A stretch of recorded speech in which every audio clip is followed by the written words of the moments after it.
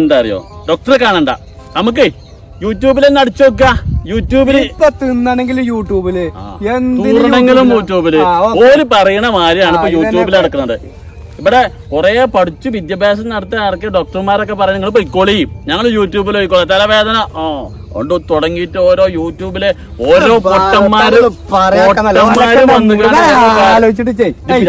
പിരാന്തായിട്ട് കാര്യമൊന്നുമില്ല.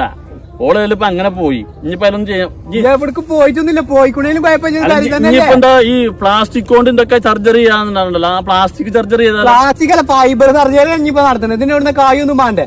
Plastic surgery പോയിക്കാനോടുന്ന് പിന്നെ ചീത്താണ്ട് എന്താ കാട്ടിനാൻ കഴിച്ചു. അല്ല, അപ്പൊ നിങ്ങൾ ഫൈബർ സർജറി പറഞ്ഞാണ് ഞാൻ അല്ലെങ്കിൽ തന്നെ പല്ലിടങ്ങാറായി കുത്തിരിക്കും. ആ നേരത്തെ ഞാൻ ഇവിടെ കുത്തിരുന്നോട്ടെ നിങ്ങൾക്ക്. ഇപ്പൊ ചുരുക്കി പറഞ്ഞാല് ഞാൻ മനതാ കുറ്റം. എന്റെ പെണ്ണുങ്ങൾ ആ മാടാത്ത സാധനങ്ങളൊക്കെ ഓൺലൈനിൽ മാറി തേച്ച് പെണ്ണുങ്ങൾ ഇനി വേറെ പെണ്ണിട്ടണ വേണമെങ്കിൽ